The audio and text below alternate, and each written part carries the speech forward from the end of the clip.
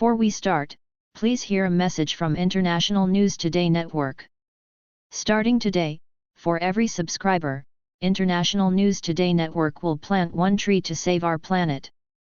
Please help contribute in saving our planet by subscribing to our channel. One subscriber equals one tree.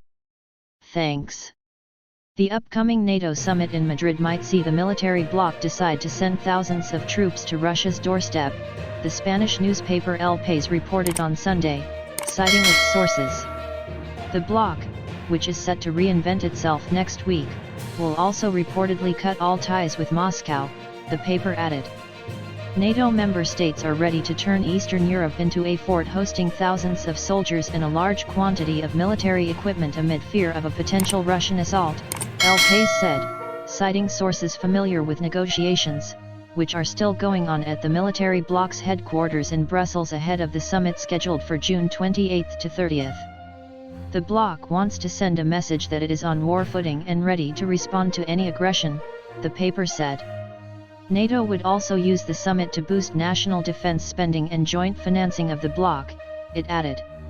The main debate in Madrid will be between the Eastern European nations, who would like to transform the battalions into heavily armed brigades stationed permanently on their territories, and nations, such as the US or Germany, who prefer to continue with the current strategy of rotating forces, which are reinforced in the event of a crisis or conflict, Jamie Shea, a former high-ranking NATO official who currently heads the Center for War Studies at the University of Southern Denmark, told El País.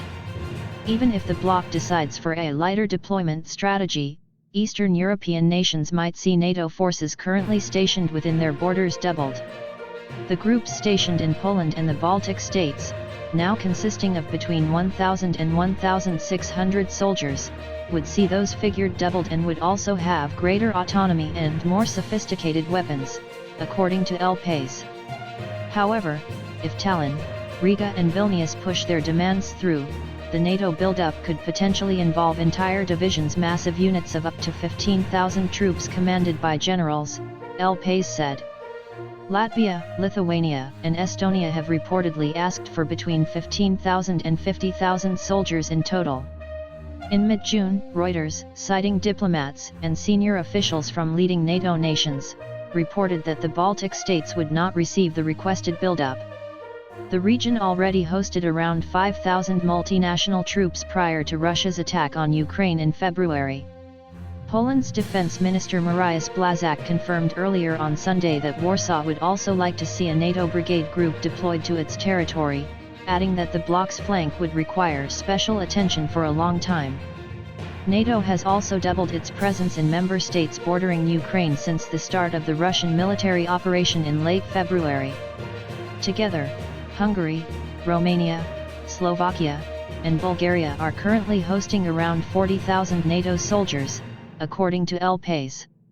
NATO forces in the region also include 130 combat aircraft on maximum alert and 140 warships, the paper added. The US military presence in Europe has grown from 70,000 to 100,000 since February as well. The bloc will drastically change the way it views Russia as it updates its strategy concept, El País reported. Until now, Moscow has been defined as a nation posing no threat to the bloc, while relations with Russia have been described as having strategic importance.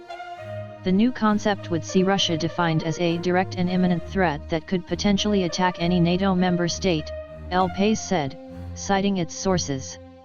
NATO chief Jens Stoltenberg has also said that Russia would be labeled a threat in the strategy update. China, which has not been present in the concept before, will appear in the new redaction as well. It will be called a geostrategic and systemic challenge, a designation that indicates the unwillingness of European NATO members to strain relations with Beijing, according to El País.